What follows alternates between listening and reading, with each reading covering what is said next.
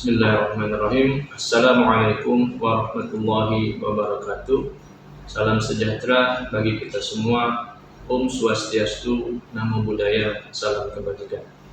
Perkenalkan, nama saya Sultan Amna, salah satu dosen tetap di program studi Teknik Pengolahan Minyak dan Gas Politeknik Agamigas Palembang. Pada video ini, perkenalkan saya untuk menjelaskan kegiatan yang telah saya lakukan, terutama di bidang pengajaran, dalam rangka pernyataan diri dosen dalam unjuk kerja di dalam perguruan tinggi PDD UKT-PT sebagai salah satu syarat dalam proses pengajuan sertifikasi dosen gelombang pertama yang diselenggarakan oleh Kementerian Pendidikan Tinggi, Sains dan Teknologi tahun 2025. Sebagai bentuk tanggung jawab kami sebagai dosen untuk memberikan sedikit kontribusi dalam proses perkembangan dan kemajuan pendidikan yang ada di Indonesia, maka video ini saya buat sebagai salah satu bukti nyata dalam rangka memajukan pendidikan tinggi yang ada di Indonesia. Sebagai salah satu lulusan teknik metalurgi dan material di salah satu perguruan tinggi di Indonesia, saya mengampu mata kuliah material teknik dan korosi yang memiliki bobot 2 SKS yang diajarkan secara praktikum. Kegiatan perkuliahan ini saya laksanakan dengan konsep DIA, yaitu Delivery, Interaction, dan Assessment, agar mahasiswa yang saya ajar bisa berpikir kreatif sehingga dalam pelaksanaan mata kuliah mereka lebih mengedepankan inovasi serta menyelesaikan berbagai permasalahan untuk mendapatkan solusi terbaik yang ada di bidang pengolahan minyak dan gas, terutama pada permasalahan material teknik dan korosi.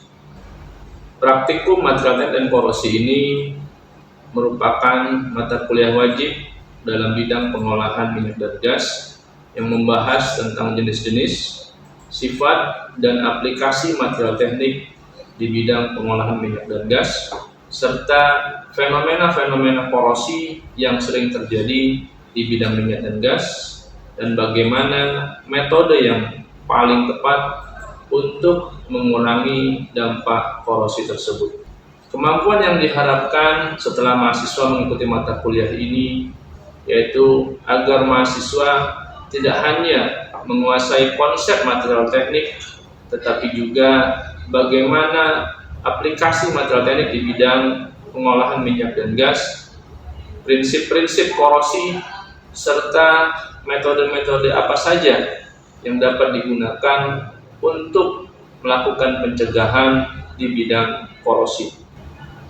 Lalu mahasiswa diminta juga untuk menganalisis permasalahan-permasalahan yang sering terjadi pada material teknik, serta bagaimana menyelesaikan permasalahan tersebut menggunakan metode dan prosedur keselamatan dan kesehatan kerja untuk selanjutnya menuliskannya dalam bentuk laporan.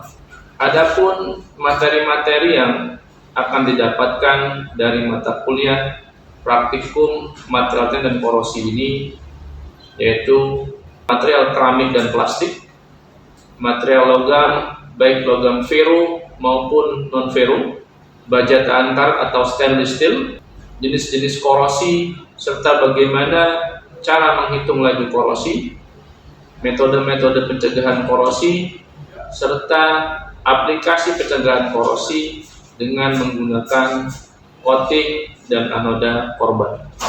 Model dan metode yang digunakan pada mata kuliah ini yaitu pembelajaran berbasis masalah atau problem based learning dengan demonstrasi dan studi kasus yang terjadi di berbagai industri serta menganalisis permasalahan yang sering terjadi pada material teknik, terutama permasalahan korosi serta penerapan metode pencegahan korosi yang paling efektif.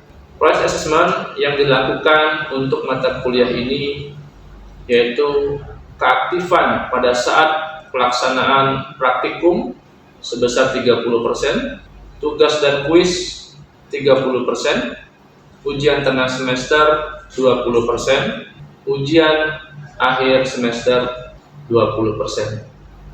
Video selanjutnya merupakan proses pembelajaran yang saya lakukan dengan para mahasiswa secara tatap muka di ruang kelas untuk pertemuan ke-11 tentang bagaimana cara menghitung laju korosi. Assalamualaikum. Waalaikumsalam warahmatullahi wabarakatuh. Apa kabarnya hari ini? Alhamdulillah. Alhamdulillah. Danton, silakan disiapkan dan berdoa. Perhatian semuanya, lanjutkan kegiatan. Duduk siap, gerak. Teman-teman, sebelum kita memulai mata kuliah pada sore hari ini, marilah kita berdoa menurut agama dan kepercayaan masing-masing. Berdoa dimulai. Berdoa selesai. Beri salam. Assalamualaikum warahmatullahi wabarakatuh. Waalaikumsalam. Oke, kita absen dulu ya. Ada yang nggak hadir? Ada. 31, 29 ya. Kayaknya udah masuk lagi ya. Oke, kita akan lanjutkan materi kita hari ini mengenai laju korosi ya. Jadi di pekan lalu kita sudah bahas terkait dengan apa itu korosi ya, lalu jenis-jenisnya, lalu bagaimana korosi itu bisa merugikan industri. Nah, saat ini kita akan membahas atau melanjutkan materi kita bagaimana kita menghitung laju korosi. Ada yang masih ingat apa itu korosi? Ada? Pak, Ya, Farid. korosi itu kayak semacam kerusakan pada alat, jadi kayak perkaratan itu di logam atau besi. Oke, pengkaratan ya. Jadi ada yang lain? Ya. Korosi itu terjadi karena teman dari oksigen dan alat metal, Metal. Jadi metal bereaksi ya atau beroksidasi dengan oksigen. Makanya sebenarnya kalau dalam industri kita bisa nggak menghindari oksigen? Ya bisa ya. Jadi yang namanya oksigen bahkan itu adalah kebutuhan manusia ya. Jadi manusia butuh oksigen untuk hidup bernapas. Nah, tapi kalau di industri ternyata oksigen ini punya dampak negatif ya. Terutama pada saat nanti oksigen ini bereaksi dengan metal atau logam. Kalau di bidang pengolahan kan banyak ya logam-logam di baik perawatan maupun bagian materialnya, sehingga logam-logam ini harus dijaga. Dan nanti pada saat kita merancang ya, atau mendesain suatu alat atau suatu kelengkapan, maka kita bisa tentukan berapa lama alat ini bisa bertahan ya. Gimana caranya? Kita bisa memprediksi ya, kita bisa melakukan istilahnya pencegahan. Ada yang tahu? Yaitu dengan menghitung berapa laju korosinya di dalam lingkungan, terutama lingkungan yang kena oksigen ya. Berbeda lagi pada saat nantinya alat tersebut berada di lingkungan yang punya banyak unsur kimia misalnya. Kayak ada unsur kimia yang paling berbahaya. Apa? Unsur asam kuat ya. Jadi asam kuat contohnya apa? HCl. HCl itu asam klorida. Itu asam kuat. kena logam sedikit, maka dia akan bereaksi membuat si logam akan rusak, ya. Nah itu asam, ya.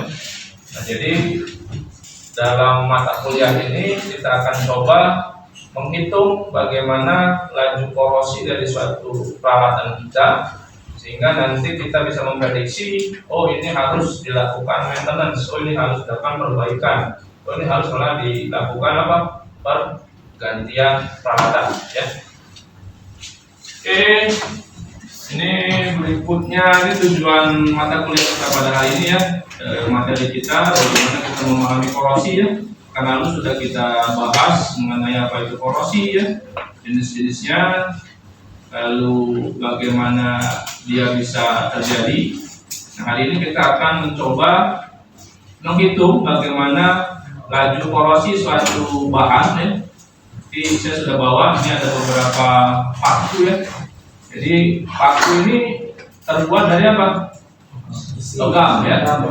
Nah, tanpa kita apa-apakan, ya, kita nggak usah dikasih air, nggak usah dibiarin aja gitu, ya. Maka lama-kelamaan ya kan berkarat, ya. Itulah terkorosi, ya.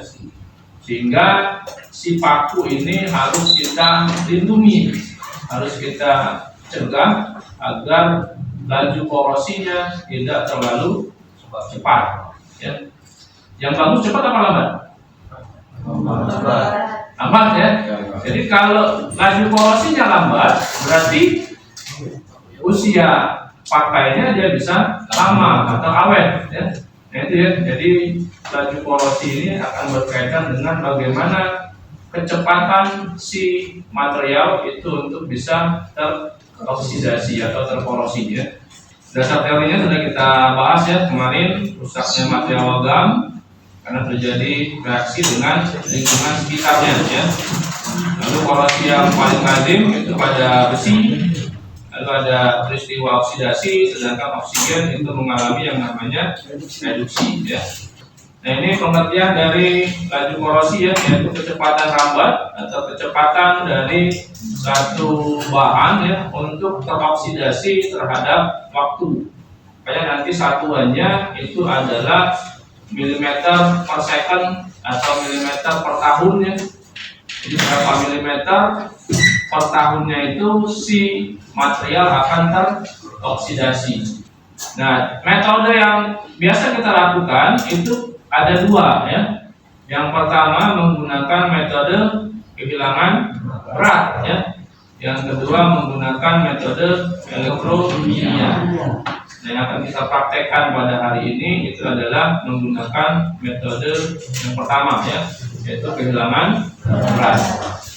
Nah, bagaimana metode ini harus kita persiapkan, ya? Oke, ada beberapa hal yang harus kita siapkan. Yang pertama ada paku, ya. Jadi paku sudah saya siapkan. Nanti paku ini bisa kita buat dua kategori. Jadi yang pertama paku yang istilahnya tidak kita lapisi, ya, tidak kita coating. Nah, kita biarkan nanti berapa laju korosinya. Lalu paku yang berikutnya, nah ini kita lakukan pengecatan atau kita coating permukaannya, sehingga nanti pasti ada perbedaan, ya, laju korosi antara paku yang tidak kita coating atau cat sama dengan paku yang kita coating, ya. Nanti kita bisa lihat perbedaannya, sehingga nanti kehilangan beratnya itu tidak terlalu banyak, ya, untuk yang di coating, karena dia dilapisi, dia dilindungi dengan cat, ya. Itu metode pencegahan korosi yang paling mudah, ya, yang paling sederhana. Oke, berikutnya alat yang kita perlukan dan bahan yang kita perlukan, ya, paku karbon rendah, lalu ada paku payung, lalu ada air sungai. Sungai ini contohnya adalah si paku ini, ya, itu kita rendam, ya. Nanti kita rendam, kita ibaratkan si paku ini akan beroperasi di lingkungan air sungai, ya. Jadi air sungainya akan coba kita ambil ya. Berikutnya Fernel kaliper apa itu? Yang kan sorong ya. Ada yang bisa? Yang masih ingat makainya? Boleh? Yang mau jadi relawan, boleh silakan maju. Bagaimana caranya menggunakan jangka sorong ini? Nanti kita gunakan ini sebagai metode untuk kita menghitung ya. Karena kalau kita ngitung paku yang cukup kecil ya, ini kan diameternya nggak mungkin kita pakai penggaris biasa, ya. Pasti kesalahannya itu akan lebih besar, ya. Makanya kalau untuk menghitung diameter yang berukuran kecil, maka kita bisa menggunakan jangka sorong. Ada yang mau jadi relawan? Boleh? Ya, ada maju ke depan. Bisa dijelaskan sama temannya nanti ya. Ini caranya gimana? Buka bagian belakangnya, diputar, nanti dikeraskan kembali, lalu dikencangkan, lalu kita lihat bagian mananya. Oke.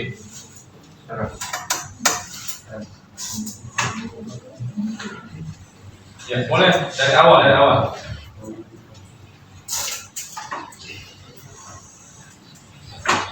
Oke, pertama-tama.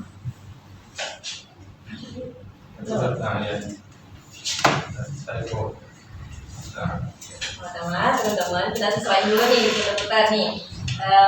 Ini maksudnya kayak mau maju mundurnya gitu. Nah, kita taruh pakunya, bendanya di sini, terus kita putar lagi, dikencangkan. Kemudian kita baca skala utama dan skala noniusnya. Yes, terima kasih, silakan duduk kembali. Jadi teman-teman, pada saat kita mau menghitung, ini kan nanti akan berkaitan dengan data yang kita butuhkan. Jadi nanti laju porosi itu salah satu data yang kita butuhkan adalah berapa diameter dan panjang si benda yang mau kita ukur ya. Oke, kita lanjutkan dulu. Berikutnya ada timbangan ya. Nah, timbangan ini juga nanti akan berfungsi untuk kita tahu ya berapa massa si materialnya. Berikutnya ada amplas. Nah, amplas ini kita gunakan agar permukaan dari logam ya atau paku ini bersih ya. Bersih sebelum nanti kita masukkan ke dalam air sungai ya. Oke, berikutnya ada amplas kasar ya dengan amplas halus. Berikutnya ada gelas ukur. Gelas ukurnya tempat wadah untuk kita naruh air sungai Musi ya. Berikutnya ada wadah air dan plus penutupnya, dan air adalah cat kayu atau cat pilok yang nanti tadi kita bahas bahwa salah satu paku yang akan kita lakukan ya atau kita rendam itu adalah yang kita coating ya atau kita cat. Oke, nah ini prosedurnya. Yang pertama kita harus menggosok ya benda kerja atau membersihkan benda kerja dengan menggunakan amplas. Lalu yang kedua ukur. Nah ini ya, ukur permukaan benda dan juga ketebalan. Tapi karena kita memakai paku ya, maka kita bisa ukur berapa diameter ya dan juga panjang dari pakunya. Nanti data yang kita hasilkan itu adalah volume dari benda kerja kita ya. Oke, berikutnya timbang benda kerja yang akan kita celupkan. Jadi ini adalah berat awal ya. Nanti karena rumus dari laju porosi itu adalah berat awal dikurangi berat akhirnya ya. Nah, itulah loss masanya atau kehilangan masanya ya. Berikutnya siapkan gelas plastik ya, masukkan benda kerja. Lalu yang berikutnya masukkan campuran air sungai tadi ya dalam tiap gelas.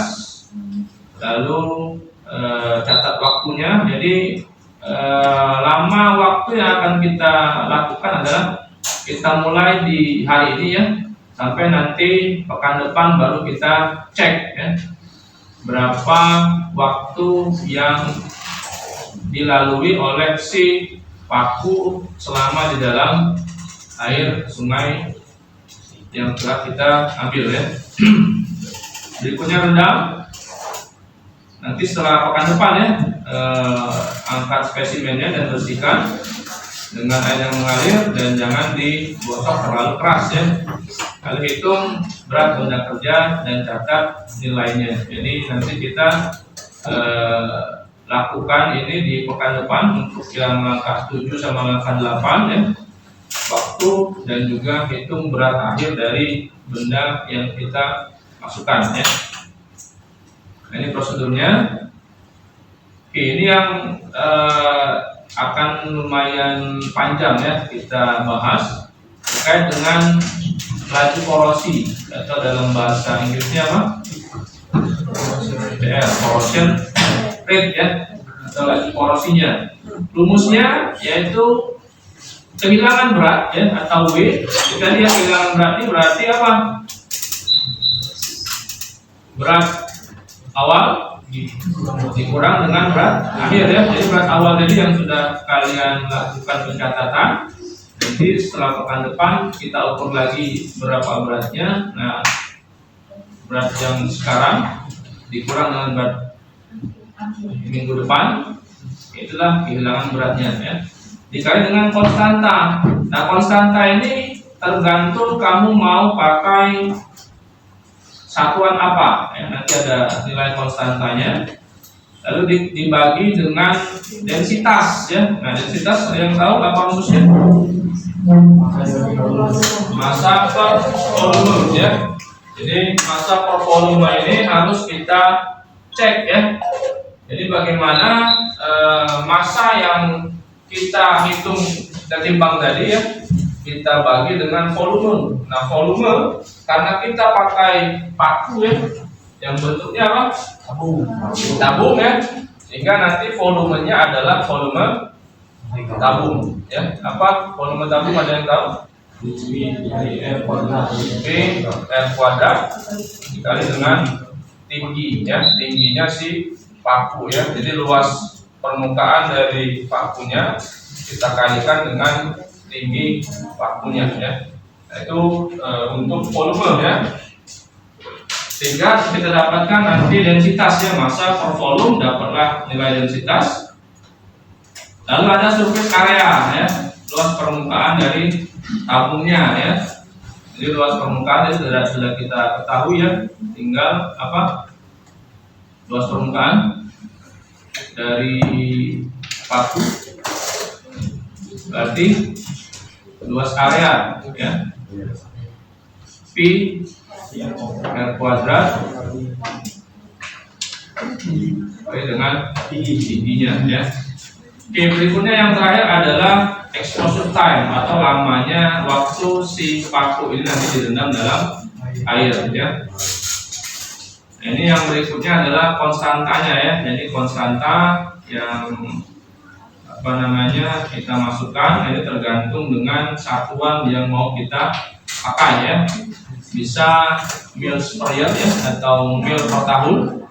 Bisa juga inch per year ya, atau inch per tahun. Bisa inch per month, milimeter per year, dan seterusnya. Ini nanti tergantung dengan di perusahaan mana ya. Jadi karena kalau dalam industri itu kita punya dua kiblat ya, kita punya dua arah. Yang pertama arahnya kayak waktu gambar kemarin, gimana? Amerika, satunya lagi Eropa ya. Jadi satuan ini ada dua ya. Ada yang kiblatnya atau pedomannya adalah pedoman Amerika. Contohnya apa? Ini ya, gram, apalagi miligram, milimeter ya. Nah, itu satuan dari Amerika ya. Tapi kalau yang satuan dari Eropa atau British ada mil ya, ada inch, ada apa lagi? Kilo. Kalau ini people ini meter semua ya. Ada inch sama mil ya. Biasanya kalau dalam buku-buku British itu ada feet tambahannya ya. Feet itu apa?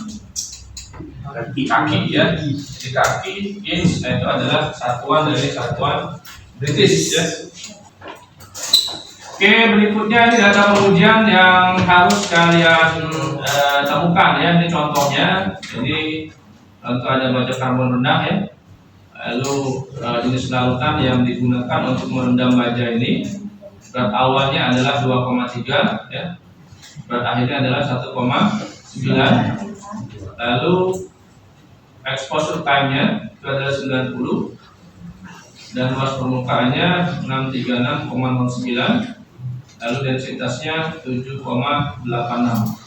Kita coba hitung di sini menggunakan satuan milimeter per year. Ya. Yang mau coba maju ke depan.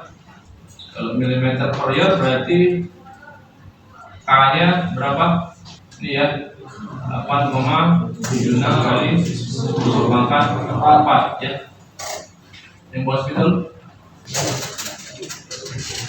Nah, bawa silakan maju sekalian. Ini tulis dulu rumusnya. CR sama dengan corrosion rate. Oke, sampai sini ada yang mau ditanyakan? Silakan. Ini dia. Jadi untuk menghitung laju korosi pada satu material ya, terutama ini akan bermanfaat pada saat kita merencanakan ya. Jadi merencanakan satu peralatan, maka nanti bisa kita prediksi ya berapa usia pakai ya, atau umur pakai si material atau peralatan yang kita pakai ya. Silakan jika ada yang mau ditanyakan. Ya. Jadi kan sebetulnya mempengaruhi korosi lah. Jadi cara lakukan itu kayaknya nggak mencegah korosi. Oke, mencegah.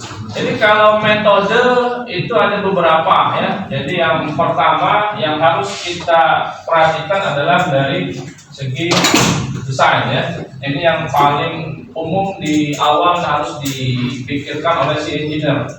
Jadi pada saat ngedesain atau membuat bentuk peralatan, nah ini nggak boleh asal-asalan. Pada saat kita mau menguras ya, si tangki ini, apakah semuanya akan keluar habis? Kenapa? Nggak cukup ya.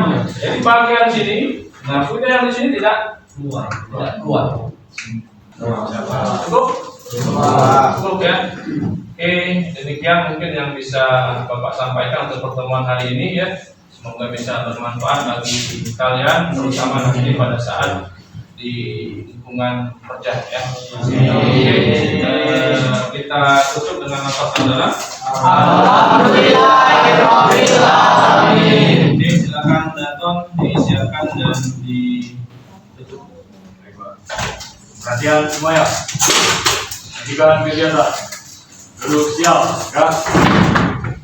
Teman-teman, sebelum kita mengakhiri mata kuliah pada sore hari ini, marilah kita berdoa menurut agama dan kepercayaan masing-masing. Doa dimulai. Doa selesai. Beri salam. Assalamualaikum warahmatullahi wabarakatuh. Waalaikumsalam. Demikian studi singkat tentang mata kuliah yang saya ampu. Semoga dengan video yang ringkas ini dapat memberikan gambaran mengenai sedikit kontribusi kami untuk perkembangan dan kemajuan pendidikan tinggi di Indonesia. Saya ucapkan terima kasih kepada semua pihak yang telah membantu saya selama ini. Semoga amal ibadah kita semua diterima di sisi Allah Subhanahu wa taala. Saya akhiri, wassalamualaikum warahmatullahi wabarakatuh.